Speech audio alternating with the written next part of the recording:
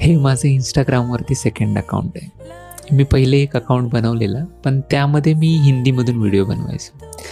कारण तेव्हा मला वाटायचं, की मी हिंदीतून जर बोललो तर माझी रीच जास्त होईल. हिंदी बघणारे लोकं जास्त आहेत, हिंदी बोलणारे लोकं जास्त आहेत. पण नंतर हळूहळू जसं मी व्हिडिओ बनवायला लागलो, तेव्हा मला एक गोष्ट समजली, की मी जेव्हा हिंदीतून व्हिडिओ बनवतो, तेव्हा जे मला म्हणायचं आहे, जे मला एक्सप्रेस करायचं आहे, ते असं ट्रू सेल्फ माझा बाहेर निघत नाही त्याच्यातून.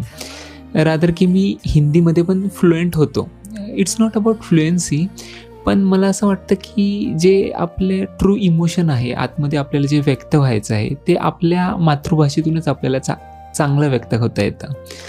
म्हणजे आता तुम्ही बघा ना, लहानपणापासून आपण ज्या भाषेमध्ये खेळलोय किंवा ज्या भाषेमध्ये भावंडांसोबत आपण संवाद केला आहे आपल्या, किंवा ज्या भाषेमध्ये आपण पहिली मुळाक्षरं शिकलोय, ज्या भाषेत आपण कविता वाचल्यात, इवन थोडं मोठं झाल्यानंतर ज्या भाषेत आपण एकमेकांना शिव्या दिल्यात, तर ती भाषा अशी मुळात रुजून राहते आणि त्या भाषेतून व्यक्त होण्याची गंमत आहे ना, ती इतर कुठल्या भाषेत नाही. तुम्हाला रीच इंग्लिशमध्ये जास्त मिळेल कदाचित हिंदीमध्ये जास्त मिळेल.